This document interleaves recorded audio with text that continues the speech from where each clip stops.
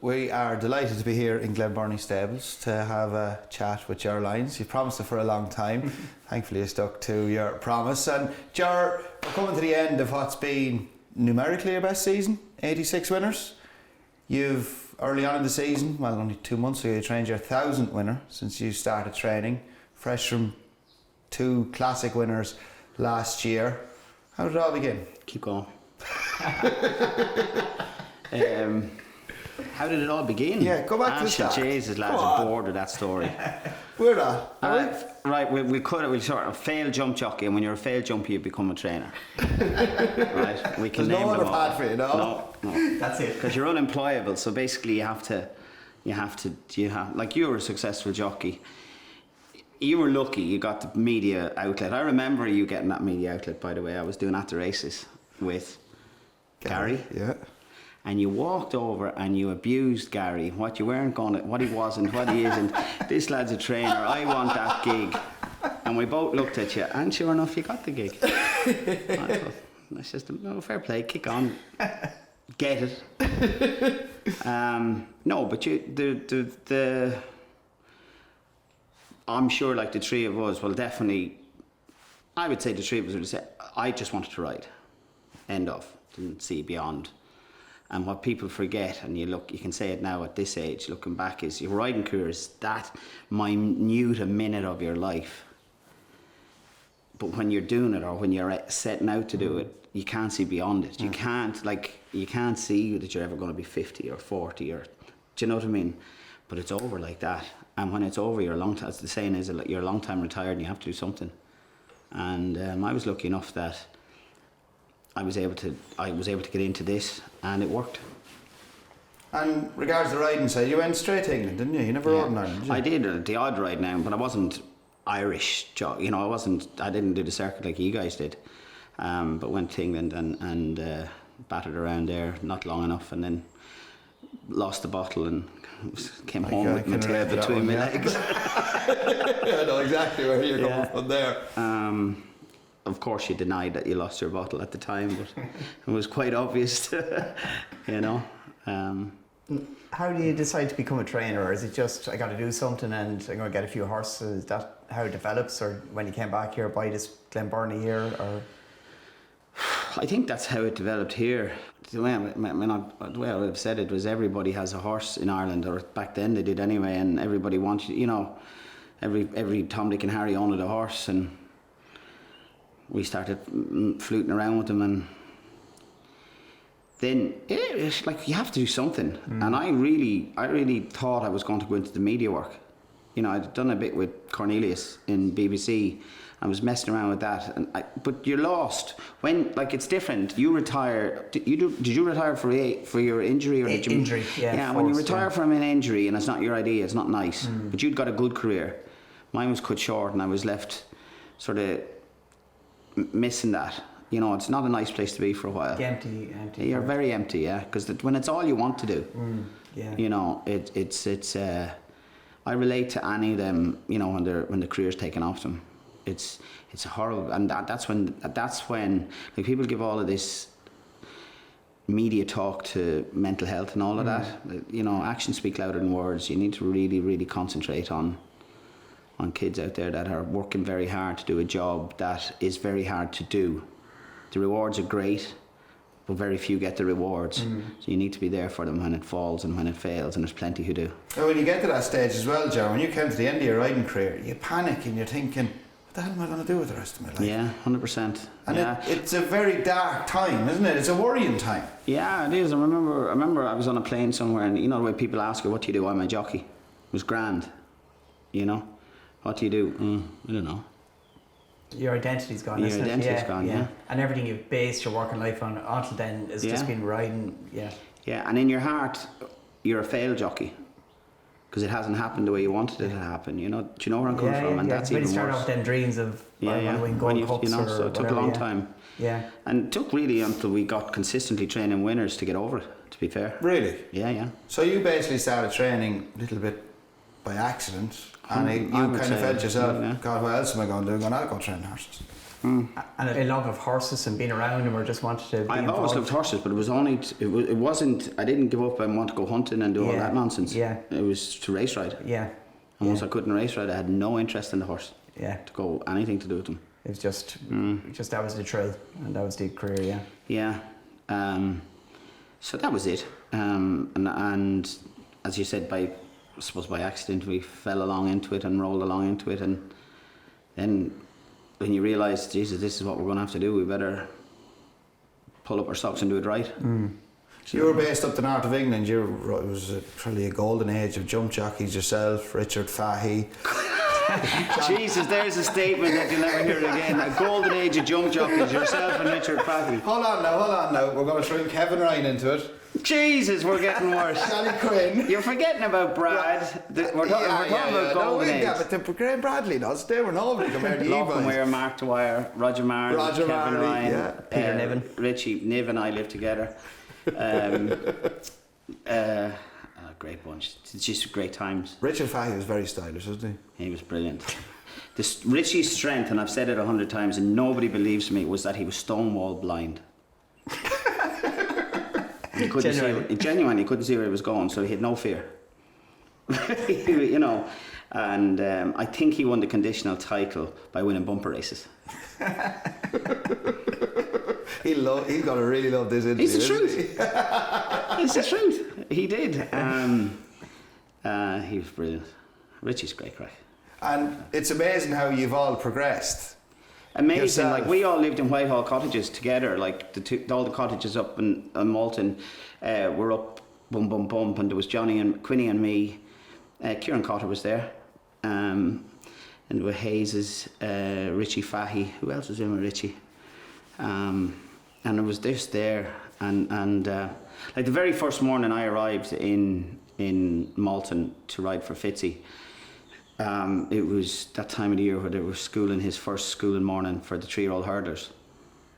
Now I can't remember, I was going to say I can't remember what I trained yesterday, but I can remember this horse, and as soon as I've said it, his name has escaped me, and I can always remember the name of this 3-year-old hurdler, and it was my first spin for Fitzy up over the hurdles in Malton, you know, and the string, Fitzy had a big string at the time, and anyway, he put us into our string and off we went, and pop, pop, pop, and he had Peter Agnew, how do I remember that? What was the name of the horse? I ended up riding him over fences for another trainer later on. But anyway, we went in to give them a pop. It transpired it was the first outing over hurdles for 3-year-olds, flat horses. And you know the way they'd go around like that, and I went, you know the way it was grand, no problem. I turned around and there's this man, he's losing his life down at the... I'm going, what is going on? What have you done wrong? And I've just come back from America, you know, where you're treated like a lord. And I had no idea what was going on when what he had told Richie Fahey and Stephen Taylor. They were the conditionals at the time, that he was bringing in this superkin as the next conditional, which is I had no idea. Of course, you heard about this. First, yeah, and of course Muggins rides in with all his American gear, so he looks like a clown anyway. And we went in and we went popping the hurdle, and by the time we went back, I said to Marcus, because I knew Mark Dwyer from McCreary's. I said, what's the story, Mark? He says, was it you? He says, did everything go all right? I says, everything was grand with me. And he turned around, Mark was in control, and he was like asking, Tim Fitz was there, and so none of us had an iota what was after going wrong, you know. So Fitzy was epileptic. And like for fear, you actually felt that he was going to have a heart attack. So as I got closer, Or you were walking back down. the string is walking back down. So as I got, and the rest of the string is riding around. So you're going to get up and down and do it, right? And all I was, go back to Canada, yeah. Sort of penny slowly dropped. It's me, you know. Yeah. So he took offence to me slapping the horse down the shoulder. Don't hit my horse in front of my owners. I hadn't been spoken to like this in months ever, I'd say. And I thought, I'm not putting up with this nonsense.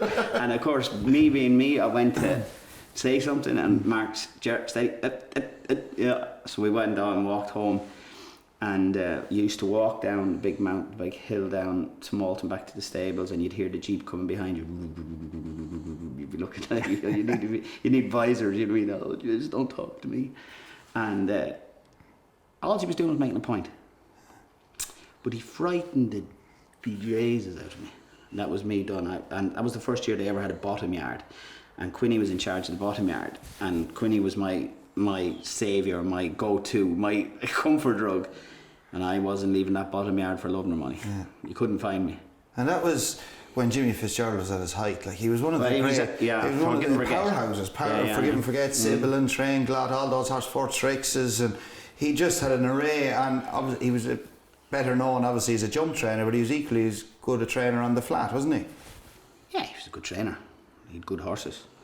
He was a funny man. Fairness to him now, by coincidence, like there's a hotel down the road here in Kilmessan called the Station House. So he used to come and stay there for the sales.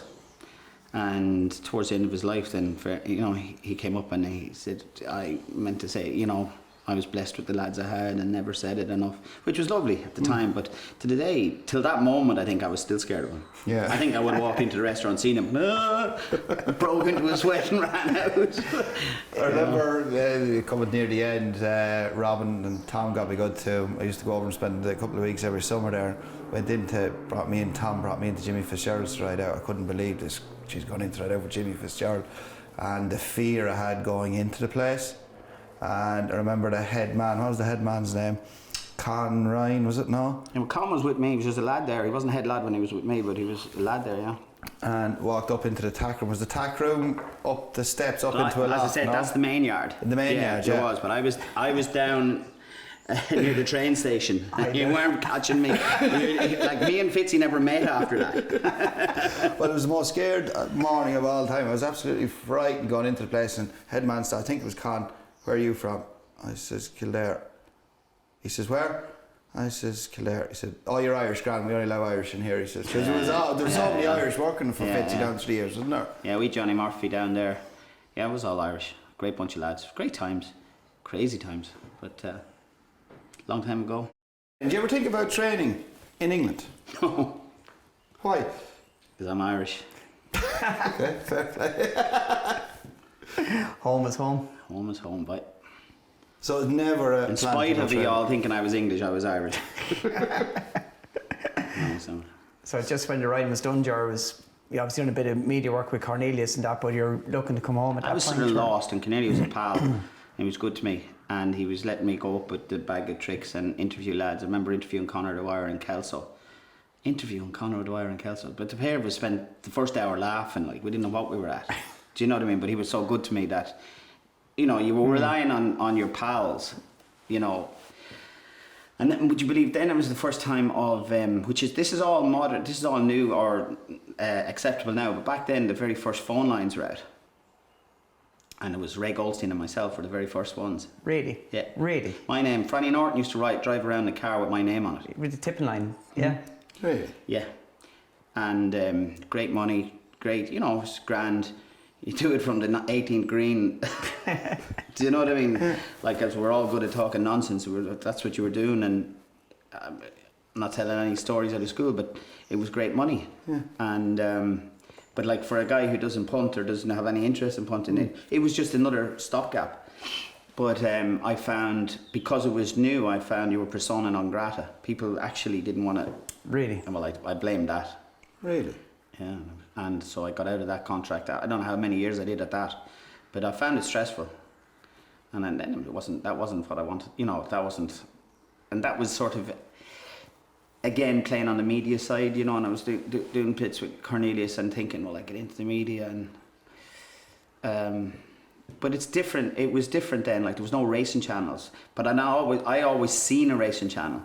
Racing needed a racing channel. Do you know what I mean? In my head, I said, this is where this game needs to go. But that was way back in, the early days. And doing them shifts with Gary, when you done them, I didn't realise it until Gary told me during the summer. He said he really enjoyed you working with him and that. Did you enjoy it? Yeah, to do that job, I think you're very good at it.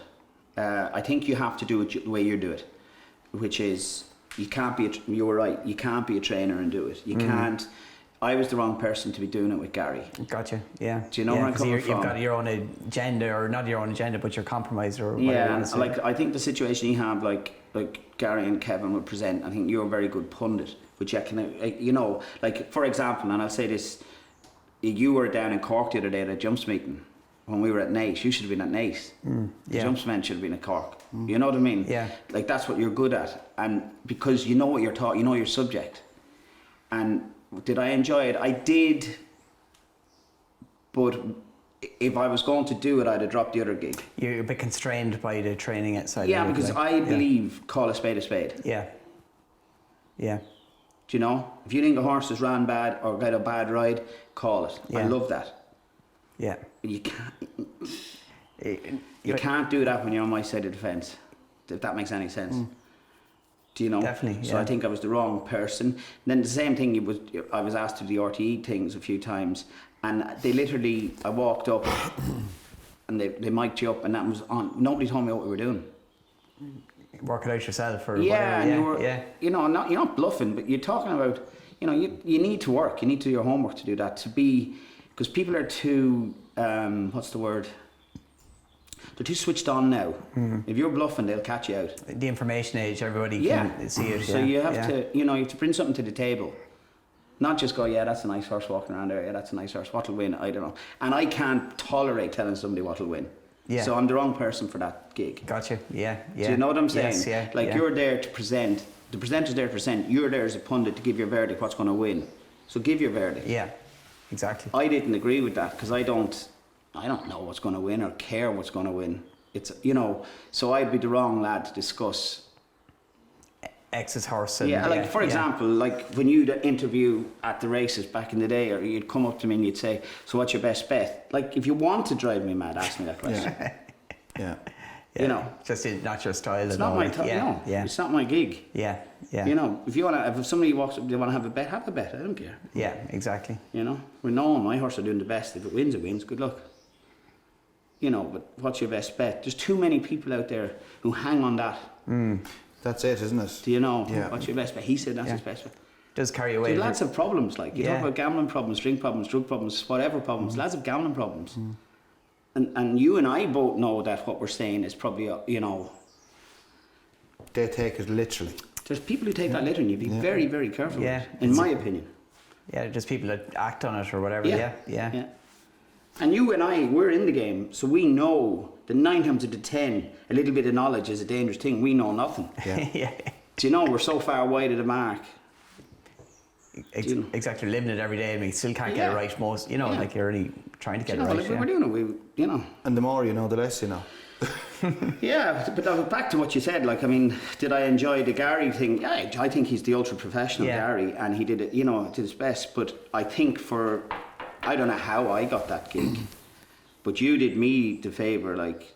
I don't remember coming up and saying this. Very bad picture of me now. Yeah, no, it was the right picture. You wanted it, and you said that's grand, and on you went and you did it.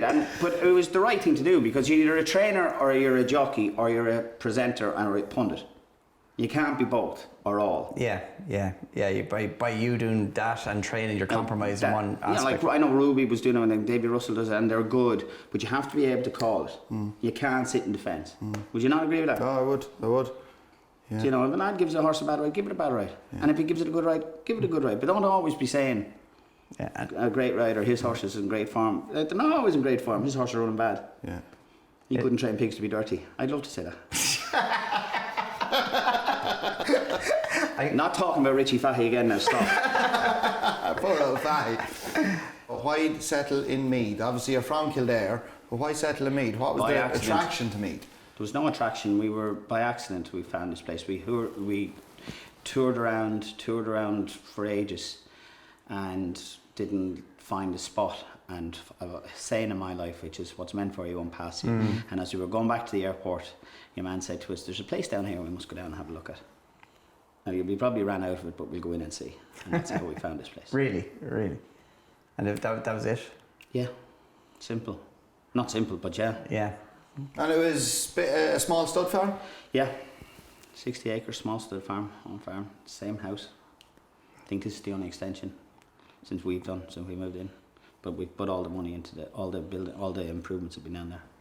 And Ger, we just had a tour around with you before, obviously we'd done the interview. I'm very, very impressed at how compact, fantastic facilities. It's simple as well, isn't it? Well, that's the thing on the jacket, is keep it simple, but it's about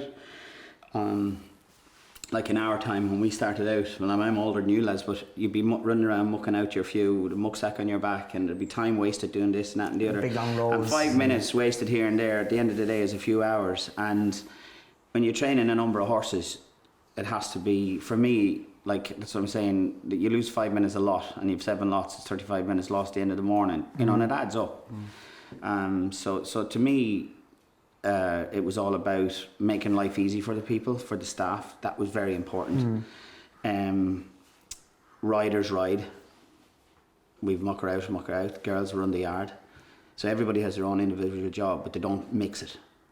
And I seen that a long, long time ago, and that's what we did. You know, there's lads there, like when I was riding, all I wanted to do was ride. And there's no point in asking me to groom a horse. Yeah. Do you know what I'm saying? But there's people who are good at that, so let them do it. And if you're good at riding, you do the riding.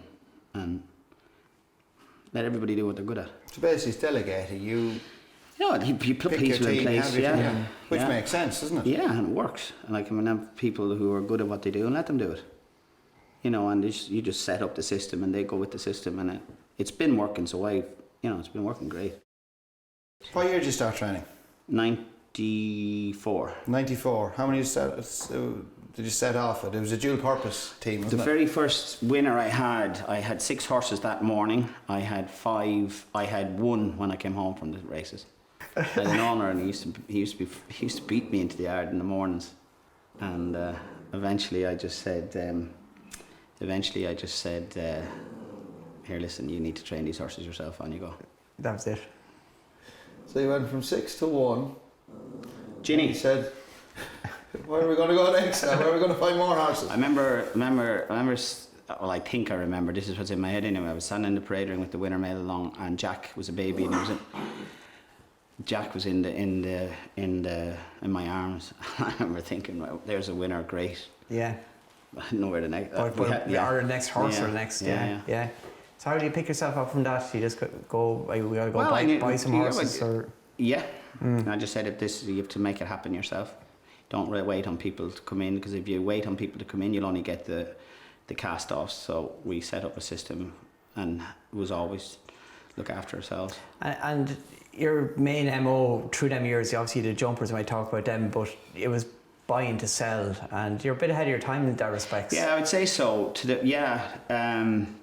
I remember always thinking when we were concentrating on the flat, that we'd run second to Aidan. It was always a good market out there, and we'd run second to Aidan. At the time, Aidan wasn't selling. Now Aidan would sell anything, but he wasn't selling, so they always next found a market. Yeah. And did people tell you not to train flat horse? Too hard? Too No, competitive? I'll never forget him.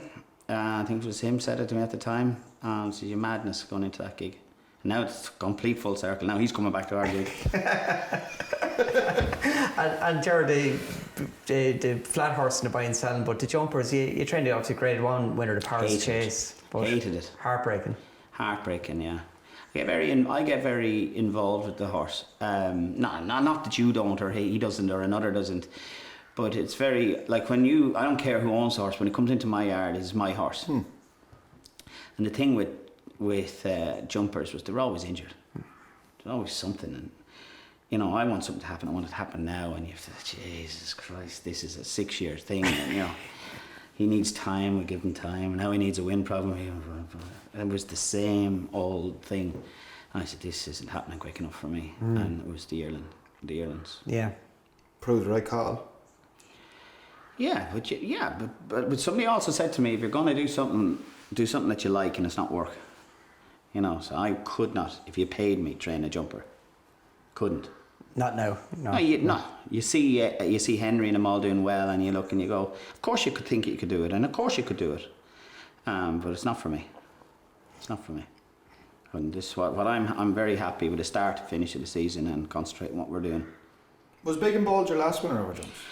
I don't know that he was the last winner, but he was one of them. Of course, Ruby won a Powers Gold Cup in him for you. Yeah, and didn't put me in his autobiography. No. I don't hold a grudge. No, no. Did you think he'd win a Gold Cup after that? I thought he was doing business. He said a Grand National. He said a Grand National he'd win. Jeez. So Ruby finished with jump racing, really. That's it, I'm out. This jumping game, I'm going trying to flat horse. Can't have these lads anymore. Yeah. I was one of Ruby. I was early days for Ruby too. He's just a brilliant rider. Brilliant rider. Connor got injured. It was Connor's ride, and Connor got injured, and Ruby stepped in. Jesus, mighty on him. Because yourself and Connor, you go back a long, long time. Yeah, and you're Connor's best of just friends. one of life's gentlemen. John Short, and Connor's. If there was a nicer guy in racing, it wasn't many nicer than Connor O'Dwyer. Nicer than us, Fran. She was disappointed there. It all depends on the day. If it's Friday night, we mightn't be as pally, but we generally get along well, so do. What was it you were doing the other night? Marbling, was it? No? Yeah, she must work. Oh yeah, she must work well. She's been favoured every time she starts. Like it's me who's making her favourite. That's you guys who are making her favourite. Jesus. So you can confirm she's a very good workhorse. Oh, in the mother water. of Jesus, yeah. Winging around the gallop. Winging around the gallop. I have 3 sheep out there that are faster than her. That was pre-race as well, the Texas. Then she goes and wins. Well, she was favourite. She was going to win, but that doesn't mean she's a good workhorse.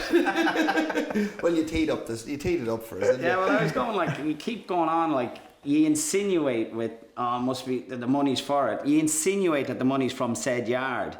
When you know it's not. It's the bookies playing with you guys. It's nothing to do with the yards. Most of these yards wouldn't know how to have a bet. You know, and it's back to what I'm saying to you about the people sitting at home who take things literally.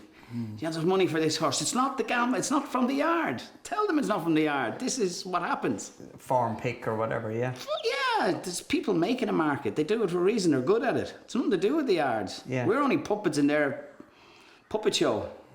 Big and bold, that was the end of the jumpers. No, he's changed tack already. Right, go on. No, we'll come back to We'll that. come back. Just we're interested just to transition from, you go from jumps trainer mainly, bit of I flat love Big and horses. Bold. Yeah. Donny Sheehan, who died the other day, that was Yeah. his horse. He bred him. Did he? Yeah. Yeah, lovely man. I'll tell you what I know about Donny Sheehan was every time you go down to Killarney, you'd meet him, and he's the same birthday as the Queen, and it was the same age as the Queen. That's what he'd always tell you. That's right. Yeah. But he bred Big and Bold, and Big and Bold was a gorgeous horse. So I bought off David Watchman. He won a point down in Lismore. Right. Time David was training, the pint of pointers Yeah. above a horse to sell on, yeah. Yeah, exactly. And I remember when I went down there to David to buy Big and Bold, I think he was just getting introduced to stalls. He hadn't a clue what to do with them. Really? Yeah. So that's how far back that went. And I just said, I need a nice horse for David and Alex, and that was it. And he was right. So you decided then you're going to concentrate on the flat horses. You've gone to the yearling sales. You were buying at a small budget, but you were basically turning into them smart horses, and obviously you saw a gap in the market where you could trade. Obviously you need to trade to keep the business going, Yeah. and that's where it all really took off from. Yeah, 100%. And they were fine horses to a level. Because pedigree gets you need pedigree to get you to the next level. So they were winning their maidens, which was grand for Hong Kong. And if you were lucky that they were winning their listed races, great for Hong Kong. Do you know what I'm saying? But ultimately you were making a striker and selling him. But that's how you built a business, and that's what worked for me. And was there much of a learning curve for you with that? Every day. Yeah. Every day, Yeah. 100% every day. You're learning about the people that you're dealing with, who are buying off you. I mean, that's stressful. Yeah. But and plenty of mistakes. And dealing with tire kickers effectively, or 100%. yeah. It's one of my good pals now. He used to be what I'd call a thermo tire kicker. Drives him mad. He says, "Jesus, don't call him that, tire kicker. What's he? He's a tire kicker." Yeah. Oh, there's plenty of them around. But listen, you learn all that through. And the new lads coming through now will have them tire kick. It's part of the rite of passage. It goes with the game. Yeah, 100%. And you either learn who's taking the mickey or who's not, or you don't survive. Well, you learn quite quickly, don't you? You have to. And it's your own money, Kev. And Ger, did it start to frustrate you? I know you'd no choice because it was the business model, but did it start to frustrate you slightly that I know these are smart horses, I'm selling them on, I want to go to the next level, I want to compete with the top tier, I want to be at the top table? Was that frustrating for you? It probably was, yeah. But you have no choice, Kevin. When you're building a business, you have no choice. And my job, as it turned out, was to put winners on the board and make that when said people are looking at their next trainer, they're looking at results. And my results had to speak for themselves. And they did. And because they don't come here from my sparkling personality, let me tell you. Do that? No. There's a shock. Or his communication skills, he can be very blunt in the text. There's no tone in text. I'm sick saying that. We get the gist. Yeah, exactly. There's no tone in, I always say that to Kerry, there's no tone in text. If you have something to say it. You linked up with Sean Jones, blue colours, white with the blue spots, big part of your team. He was there from day one, nearly effectively with you. Superstar. One of my favourite people on planet Earth. You know, if I told him today is what day is today? Wednesday. If I told him today was Monday, he'd believe me. Yeah. He's just 100% behind Ger Lyons, and that's what you need because I did anyway. Always doubted myself. Do you know what I mean? Always questioned everything. Like even at the end of the season, you go into when am I going to train the next one? You know, it was always. And I think that's what just kept you getting better. But Sean was always there for me. Oh, where did you meet Sean? How did the relationship His brother was in business with Lynn's dad. And David introduced him to me in the hope that maybe he was a potential owner. And Sean came with him for the trip. And David and Sean's brother went that way, and me and Sean went that way, and that was us made for life. And Sean's been on the trip ever since? Ever since. It's their Champions Weekend, your first day back on the track. His first day back. Yeah, 4 winners, and he had 2 of them. Yeah, the trio, I call it the trio, so it's him, David and Lynn. The trio's colours, so it's just the trio, they're the same colours, if you know what I mean. It's the same ownership, and so they're very important to this place. And speaking of David Spratt, something that happened the last maybe 8-10 years, he went off and sourced ex-English handicappers, and amongst other things for you, that was a new dimension. You won the Ebor with one of them horses. Mustard year. He's very good at that. To this day, I don't know what the skill is. I mean, what his magic is, but he finds horses. We never discuss the horse in training. I'd have a control to a level, although I passed on to Kerry now for the yearlings, but I'd have no idea about the horses in training until they'd arrive on the farm. And we've obviously the WhatsApp groups are coming along now and that, but the idea is that I don't want to know until I need to know. Yeah. And then I start with a blank canvas, and we move from there.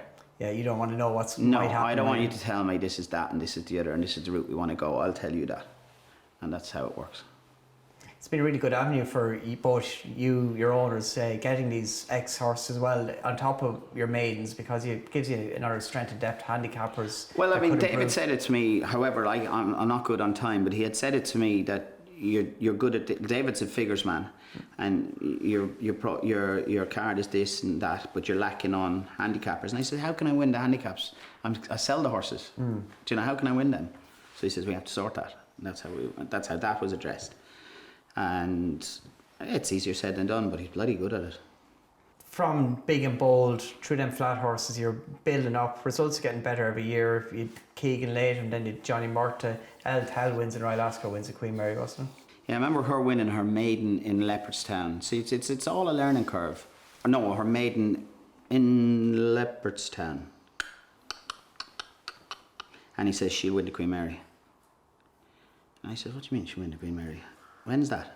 Has that not closed? Is that not, I thought it was nearly clean. No.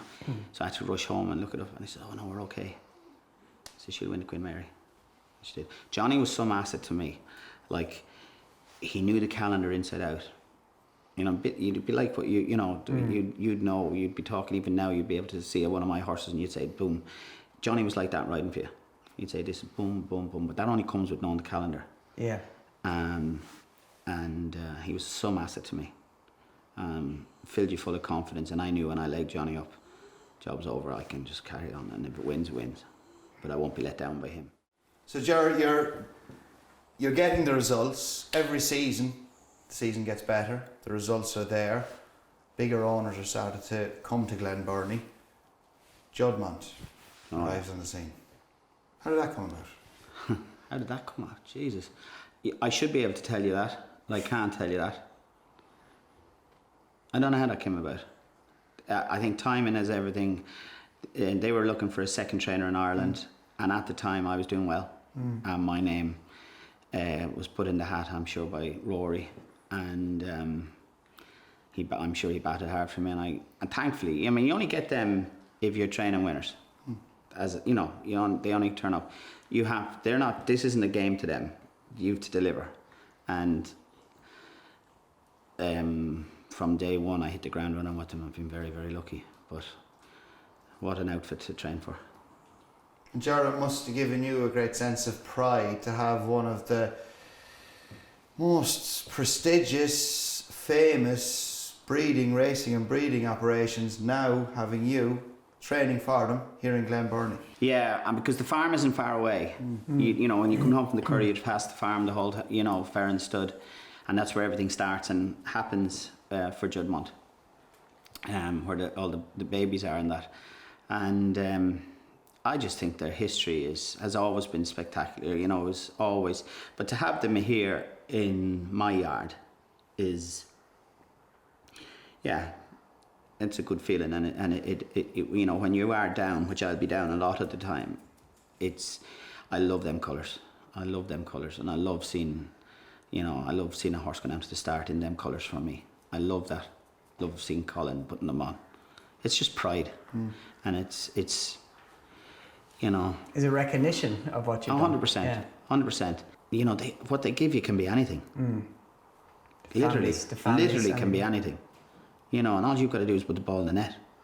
And, it's brilliant. You've put plenty of those balls in the net for them. Yeah, but you can't do that without getting them. You know what I'm saying? Like, their pedigrees could be anything. And the top sires in the world are theirs now. Frankel, Kingman, and that we've access to them, which, like, I can't buy them horses. Yeah. And how do you train them differently to the sharper horse that you were buying initially, or is the system look after them and sort I think the system looks after itself. The horses will come in, and you'll know the ones that, well, that's for Navan in October, and this is for Naas in May, and they'll sort themselves out. And the ones that are for Navan in October, you just don't gun. You use your head. It's just a feeling. Like, somebody be standing on the gallops with me, and it's, if I've been asked it once, I've been asked it 100 times. So what did you see there? I said, I don't know. I haven't a clue what I've seen. It's just a feeling. Good instinct. You're there every day. You're just doing the same thing day in, day out. And when you see one, you see one. That's the thing about your operation to routine. You don't leave the yard to work horses anymore. No, very rare. I think I took Siskin away for a gallop.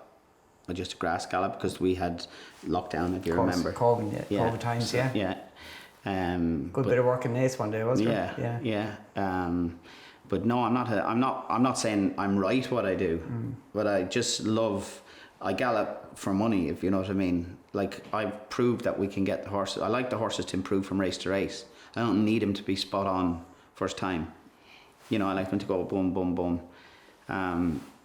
Like, I'd love our system to be a little bit like England, where William was able to get the good horse there on Saturday to 6 runs. He had a lovely progression for that horse. 2 in June, July, August, September, boom, last 2 Group 1. Do you know what I mean? Yeah. Can't do that in Ireland. Worst thing that could happen in Ireland is nearly win a maiden first time out. It's been said, and that shouldn't be it shouldn't be the case. And like, when Siskin won the Guineas, believe it or not, you were never going to see him again in Ireland. There's no race for him. Yeah. So, unless you drop him back to the Group 2 Boomerang on Champions Weekend. No, it's not what you should be doing. No. But Champions Weekend, you'd like to think, you'd love to be a programme for that good horse in Ireland, when there isn't once that weekend's over.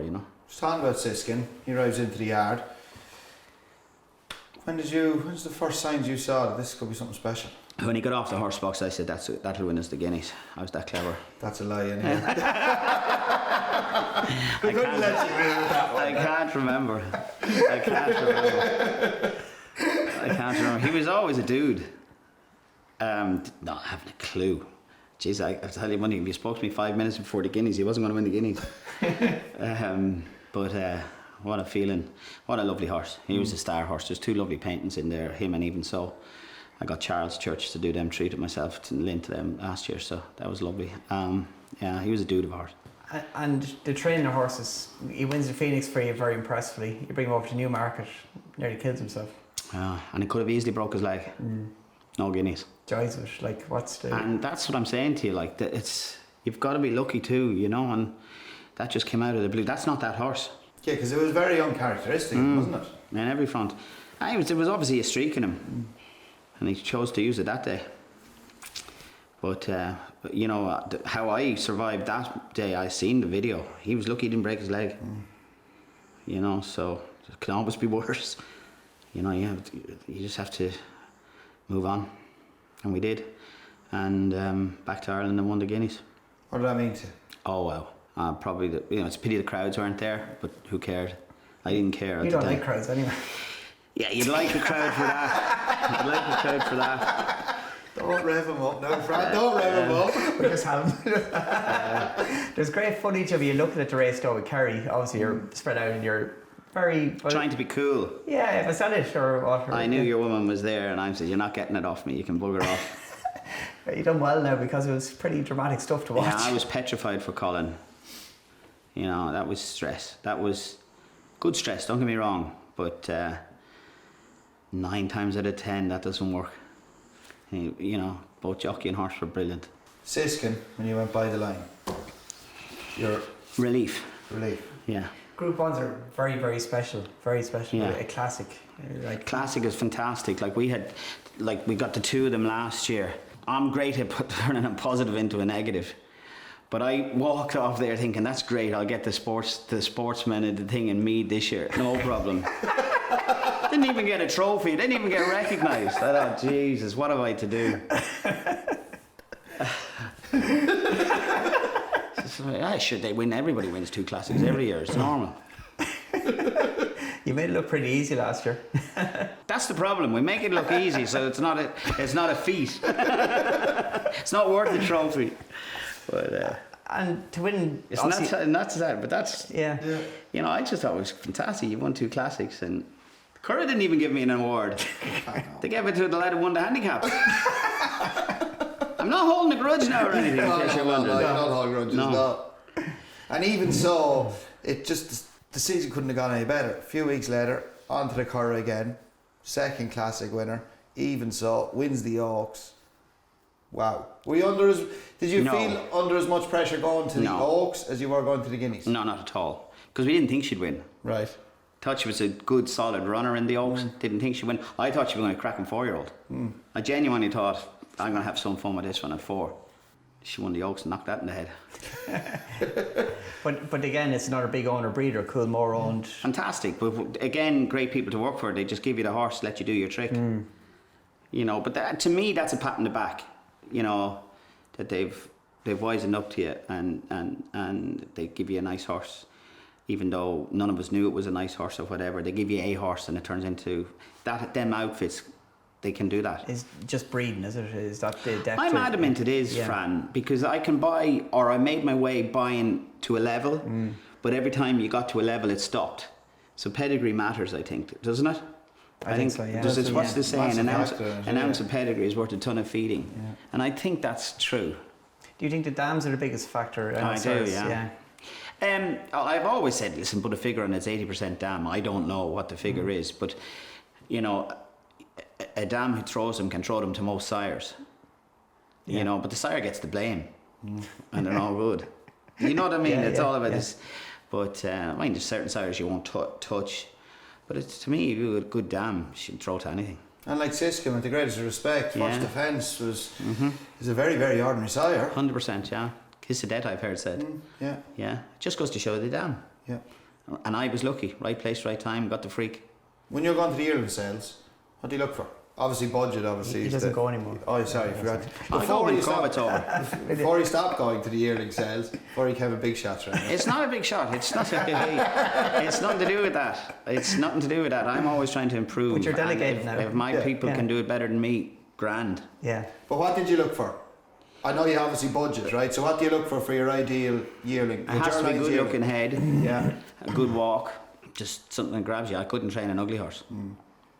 You know, that's what when you're buying them. You know, I have my own little feebles with horses that I don't like, but I've trained plenty of winners that were sent to me with them. You know, white eye, but you wouldn't buy them. or plenty of chrome, as they say in America. You know, you wouldn't buy them, but you trained them. Do you know? That's why I've said I've done a long time at the sales doing this, and I think Kerry can be very good, but I want my judgment colour in hers. I want her to have the confidence to say that's the one for us. And she didn't do too bad in her first season. She did not, and that's a very valid point you make. You're encouraging Kerry, who's what, 26? Your daughter, to really get involved, and you're letting her go and make her own decisions, basically. Yeah, so she's in a privileged position, but when I say in a privileged position, she's in a position where we have the money to buy a horse, and I have faith in her judgment because I've seen her at the sales. That's her forte. That's what she's good at. And I've never thought I was good at that. I always got very stressed out at sales, and you need to be improving every year. And if she's going to bring me that percentile to get up another percentage, brilliant. Bring it on. It's like a football team. You need good what you call them, scouts. Yeah. Right, and if you have a very good scout, you're going to find the best players. So find the best scout, and I don't think I was ever a good scout. That got me to a level, but I want somebody better than me, and I think I found it. And it gives Kerry more confidence as well, and that's just going back to the whole team of Glenburnie. Pardon the pun, it is a team, isn't it? Oh, 100%. Like Shane is, you talk to Shane every day of the week at the races, that's his job and his family. Andrew, the assistant Martin's head lad with me, he's 13 years of age. I think he left to go to Michael Harrigan's to be an amateur jockey at the time, but he's been with me the majority of his life. You know, his house is built down the road, and has 5 kids, and he's part of this team. The girls in the office. It's just that everybody has their job and they do it. And I have my job, and I think I've been, you know, concentrating better at home because it's not a race I don't see, and there's things you see that. You know, when you're at the sales, somebody brings you up and they're chatting to you and you have a cup of coffee. I have every page marked on the sales and every video watched. Never did that before. Yeah. Do you know what I mean? So you're using your time better by now. I think so. Yeah. I'm not saying I'm not going to go back. No, but you can work. But what I'm trying to say is I want somebody better, whoever that person is, to make Glenburnie better. Yeah. It's all about just up and down. 100%. Yeah. I know I can train. But it's the raw materials. And yeah. But if you're going to bring me, if you're the person who's going to give me the next Group 1 horses, I need you. Yeah. Do you know? Yeah. Colin Ger. Yeah.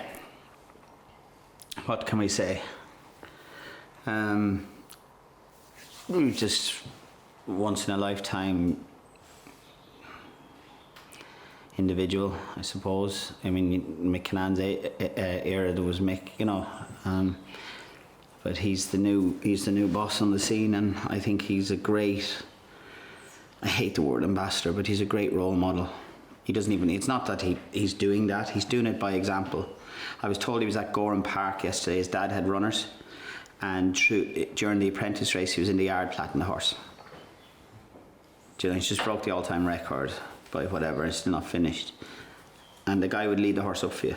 And there's nothing wrong with that, but I'm just saying that's the individual you're dealing with. Very grounded individual. Yeah, but that's his family. That's who he is. How did the relationship form? Osmosis. He came into the yard. I was asked, this kid isn't doing nothing in trim. He's at odds with himself. And I said, geez, don't have him at odds with himself anyway. Tell him to come in and ride out anyway. And he never left. And that's just simple as that. I'm not going to sit here and I'm the big clever one that, you know, it's like with the horse. You got a feeling. Yeah. But you shocked us a bit one Monday in Roscommon. You announced Colin Keane, 3 pound claimer, as your new stable jockey. That was very funny. We had the conversation on Saturday morning, and Monday was Roscommon, and I don't think we've ever drove racing together since. Definitely not before. And in the car was Jerry, his father. And the conversation, I'll never forget it. Jerry started giving him grief. Oh, you're bored when you lose your claim. Oh, you're in trouble when you lose your claim. When you lose your claim, it's not going to be all that easy, and blah, blah, blah, blah, blah. And I'm driving there thinking, has he not told his dad he's gone first jockey? And he hadn't. Obviously hadn't. He hadn't. So we got out of the car and they went walking in, and I catch up with Jerry and I said, did you and Colin have a conversation? And he says, how do you mean? Did he not tell you anything? He says, no. And I says, well, I'll tell you. I says, you don't have to worry about him with his claim. I says, he's gone first jockey to Glenburnie. He is not. Oh, Jesus. Are you sure? And I was like that. He hadn't even told him. Why didn't he tell him? That's the person you're talking about. Yeah. Do you know, that's who you're dealing with. He's his own boss. He's quiet. He gets on with his job. He's looked at, and I think that's the secret to him, is his temperament. Tend to agree. Would you? Yeah. On flat. I think, yeah, it was just, as he would say, he doesn't go up there, he doesn't go down there. Those of us who go up there end up down there. He's just there. No matter what day, it's the same, Colin. I think so. I'd say that's a secret, yeah. That just proves it, what you said about Gordon Park yesterday, an apprentice race. He's down flat in his dad's house. Yeah, but now he's not doing that for show. No, of course. That's just natural to him. That's just what he does. He'd probably be a bit embarrassed. Well, I was down there looking in the second, like we've horses down in Jerry's, and I went down there with Kerry. So, will you come down and have a look at X, Y, and Z? And I did. And your man was in there platting in the box, pulling mains. I didn't even. Do you know what I mean? That's who he is. That's what he does. And he's just gone from strength to strength, isn't he? It's brilliant to watch. I must say, I'm getting a great buzz out of it. You know, I mean, you're living through him a little bit, which isn't fair either on him, but it's great. It's great to be part of it. I get great. I'm proud of him, what he's doing, and I'm enjoying it. And for you, you've had Johnny Murtaghs, you've had Mick Cann's, right, Fionnall, Colin. Had you? You did, yeah. I wrote a winner for your horse. You were potentially my next jump jockey. Till you gave up training jumpers. Yeah, a picture of me racing the horse. That's how good my horse was. I raced him from the last to the winning post and bet him. I'm walking up the straight in Roscommon. It was a bit, actually, stalled it near the start, didn't it? Yeah, I just said jump out, make all, he'll jump. They won't catch you. He got 20 lengths on you, but he's trotting down to last. Get over the last on you. And it's all so much. And here's your man running up beside me. Go. Yeah. The horse was pulling up. He was unconscious. I was, I was lunatics. Yeah. In the colours of John Egan as well, a good friend. John Egan, yeah, that's right. NGB, that's right, yeah.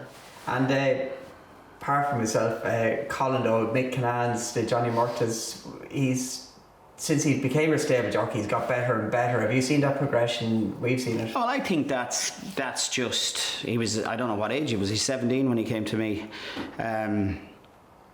Of course he's going to get better, and he's going to improve every year. The day you stop improving, you're in trouble. Yeah. Do you know what I mean? So of course he was going to get better, and he was getting, like he hadn't ridden in stakes races and things like that, and so that was fantastic. But I found him, like from his, if you look to his very first interviews to what he's doing now, he's a different person. Do you know? So he's a work in progress, but you know, I don't know. Listen, it's not fair comparing them, but he's a mixture of them all. Ryan Moore, personality-wise, probably. I can't say he's Johnny, because Johnny was a different character, but he's definitely, there's a shade of Mick in him, and Pat, I would say. That's not fair, but do you know what I'm saying? That's what you do. You compare to different eras, but he's not like, you know, Johnny is more the Frankie scene than that. But yeah, he's good. But he's a silent assassin. He's not. Don't take his quietness for anything other than ultra professional. You know. And Ger, it was a big call out of you.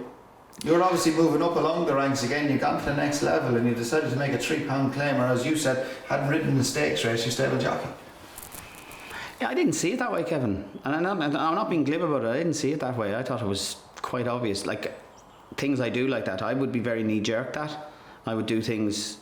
Boom, that feels right. Boom, do it. That's what I'd be like. I didn't have to think long about it. You know, I just thought it was right move for me, right fit for me, and I was right. You instill a lot of confidence into your jockeys. You fill them with confidence going out into a race. You don't tie them down to instructions. Oh Jesus, no. And do you talk instructions with Colin now? Oh, to hell, you must be joking. I'd be afraid I'd confuse him. But is that not the right way? I think it's the right way, but each to their own. It works for me. Yeah. I mean, Colin and I will talk after the race. That's it. Like at the minute with the COVID, I'll get my reports after every race, and then he'll, on his way home in the car, he'll ring me and we'll go through the day's work. That's it. But never, no. Never discuss the race with him. That's his job. That's going back to the delegating side. But I don't do it with Gary either now. Yeah. Like Gary jumped off and won in Champions Weekend on Camorra. That was his call. He just took it as it came. Gary's brilliant. Like, yeah. Yeah. Well, he knows. Like if it goes pear-shaped, I'm not gonna. You know, what can you do? It's done for the right reasons. 100%. But to me, the point is, that's where the whole thing flourishes, because your jockeys are going out with the confidence that you have a blank sheet, you have a free rein, and that's when you get better results. Well, they take the chances. Like young Sam, who's our young apprentice, who's I think very good. Like for example, he would ring me before every race because that's his job. Okay. And like last week for the claimer, for example, I would have said, well, he'd say, well, I'm drawn. He'll just come on the phone. He says, I'm drawing such and such. What do you want me to do? And I says, ride her with confidence, ride her to run well, cold, hit the line strong. I need her claimed. Boom. Boom. Job done. Yeah. Yeah. And with Colin, you knew what you had. He's won a jockey championship, great battle with Pat Smullen, broke the 100 winners that time. But it was a little bit of slow burner with the international trainers to pick up on him. It was only last year that I you don't really mind came that. to. Do you think that was just progression or time? Or if we wanted to be international, we'd be doing that. The UK trainers coming over even to Ireland, it took a while for them to cop That's on. because Kevin O'Ryan is the first port of call for these trainers, and he puts his men on, and Colin is not his man, and that's down to agents. You did break myself and Pat's heart, got me good too. But you tell nothing to what you did to me. That was bad. I rode every race. Yeah, that was hard work. We thought we were getting you back. We couldn't get you back. Yeah, gotta be good to him. And in fairness to our man, and when he heard he was sick, and he says I'd swap the championship for it, make him better. Yeah. You know, so. Yeah. But there you go. What did that mean to you for Colin to win his first championship? Well, the first one is probably, that was very important because you don't see the next one. Nothing is, Jesus, championship. I didn't see him dominating like he is. Do you know what I mean? Did you just think it was a great run and things? I just thought he did it. It was a great. Well, it was hard. Yeah. Jesus Christ, that was. You took down the best. Was Pat the most championships? 9 times, wasn't it? No, Pat was 9. Mick still he would have equalled Mick's, wouldn't he? Yeah. Mick Canaan. 10. Pat was 9. Oh, Jesus Christ. You're taking on a titan, and we felt it. Like to the point where me and Pat grunted at each other, going. I'm getting plenty of grunts out as well, actually, too. Do you know what I mean? You were so living it that, yeah. And it was nothing to do. Well, it was nothing to do with me. It was nothing to do with me. It was Colin. Yeah. But you were so invested in it.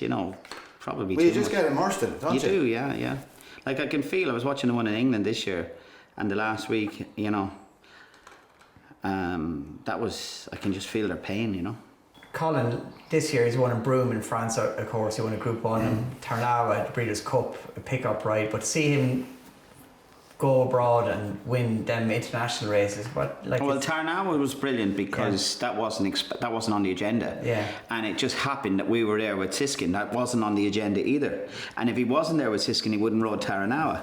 So it has to be an element to look in all of this as well. But the point was, he got the gig and he delivered. And I thought, now you see. So I'm not worried about what these famous experts, foreign experts, think or don't think. If they can't see him, it's grand. All the more for me. Their loss. Yeah, 100%. Took them a long while to cop on to Pat Smullen. Did. A long while to cop on to Mick Canaan. Yeah. Yeah. Do you know what I mean? Before Mick Canaan, they never used Irish riders. Mick Canaan was champion jockey numerous times before he got Carroll House and the Sheikh Mohammed retainer and that. That was when he really came onto the international scene. Exactly, one pick-up ride in a Group 1 for an English trainer, and he was international, it's like here. I'm an Irish trainer and I want to win Irish races. It's not a lack of ambition. This is where I am. This is my home. So the rest is icing on the cake. Same with him. Would you ever be worried about losing Colin? To who? To what? To potential suitors, big like who? Big retainers. I don't know. You tell me. Stop winking a flag. I don't. Do you know something I don't? I don't. That's I'm only asking you. What the hell? Feel if I lose him, I lose him. But I wouldn't. There's nobody big enough to take him off me. Oh. I dare you. I think I was calling a text here. I wouldn't tell him in person if it was happening. I I double dare you. But to be fair, you are now one of the biggest trainers in Ireland. Yeah, but I'm working hard on my weight. Good to see you having that twisted sense of humour. No, it's great. Listen, Aidan's the boy. Simple as. I think we're nearly there on winners with him. Same with Jesse. He's £1 million ahead of us. 4 of us broke the 2 million, which is great. I suppose he's the only one, and if he comes calling, we'll have that conversation. But I dare you.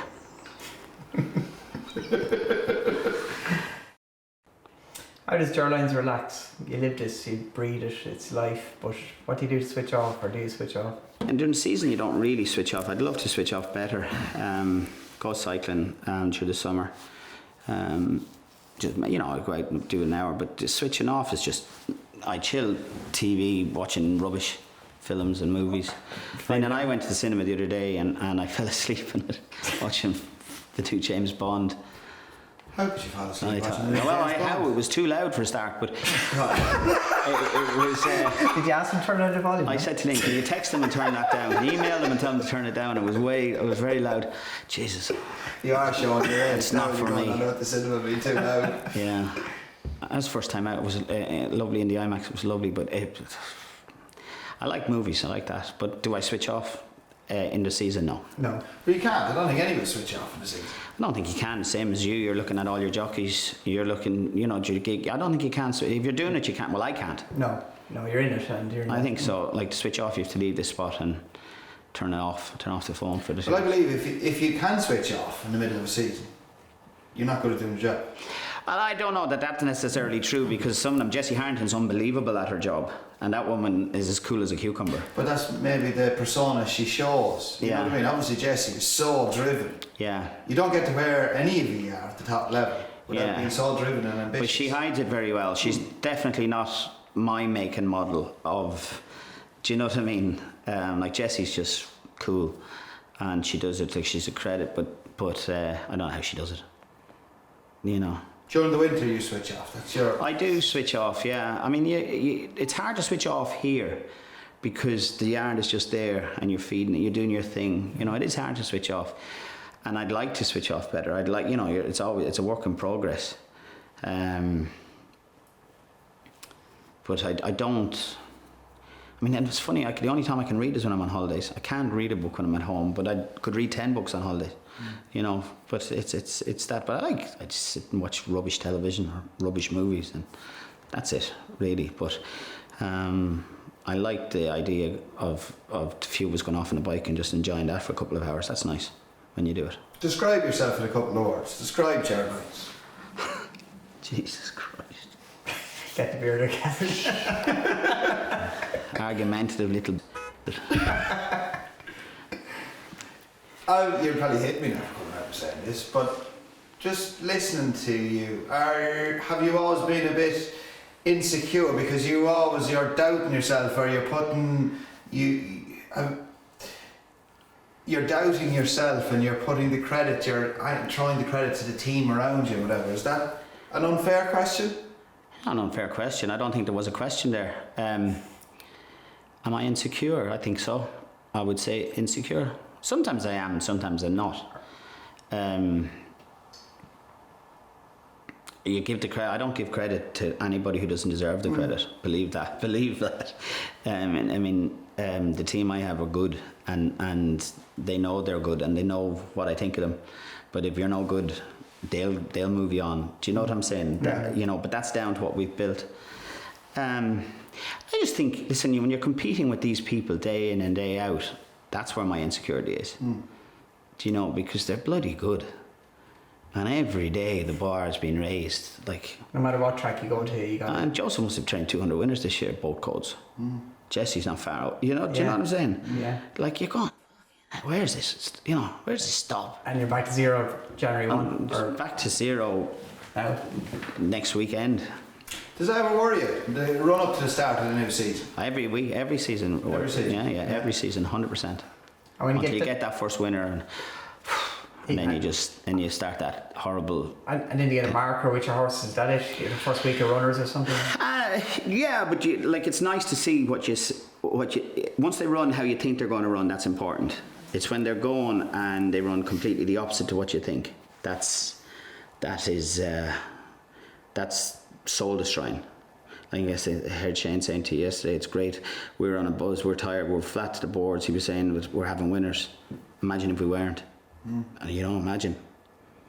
So yeah, it's been good. But one of the keys to for just this year, for so many seasons, is there's no lull. You're consistent from the first week of the flat season. And that's down to how they run the yard, and to keep them healthy. Thank God, and long may that continue. But that's been obvious this year very much. Well, it's been obvious for the last few years, but it's great. It's great, and that's makes the job much easier. That that they're running the way you want them to run. But I'd say Colin's a big part. We've got better horses. We've got the best jockey. Do you know what I mean? So I think night follows day after that, doesn't it? It does. And 26 years on from 26, 27 years on from setting up here, do you stop sometimes and go, Khaled Abdullah's, Juddmonte, all the big owner breeders are coming to you now. You're not chasing horses much to get the product. You have to stop and go, we're here now, or we got to keep going. No. You pedal harder. Yeah. You pedal harder. You start that, you'll go backwards. These lads will devour you. Do you know what I mean? Literally devour you. There's 10 younger me's coming. Have no doubt about that. There was racing here before me. It'll be here after me. The next superstar is there somewhere. Do you know? Yeah. I've no doubt about that. So you got to, when you get them, you got to make the most from everyone. Oh, 100%. But look at the amount of brilliant trainers you see that it's not a cliche, you're as good as your last winner. You are. And in the modern era, if your stats tell you you're having a quiet time, you're finished. You can't afford. It's like football teams. Like if you're having a bad team, the manager's moved it. You know what I mean? So you have to be as good as them things that are chasing you. That's the drive that keeps you going. It is for me anyway, because I'm not ready to pack up yet. So I've worked hard for this, so I'm going to hold on to it as hard and as long and as tight as I can until you literally can't do it anymore. Do you know what I mean? And would I carry on doing it with a winner a year or no? I'd hope that I'm clever enough to see the light before that happens. Do you know that?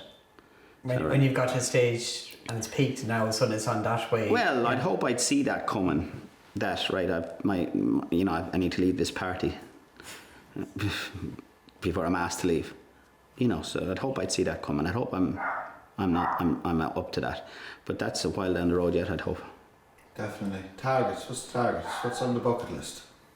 Group 1s, classics. Many, try and win every race you possibly can in Ireland. Love to be champion trainer.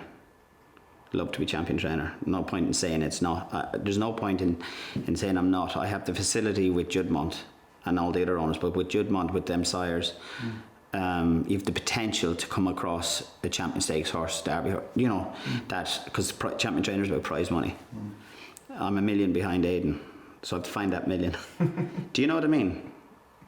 But if you were the one with the lucky good few horses that year, Aidan doesn't have that $1 million. Do you see where I'm coming from? Yeah.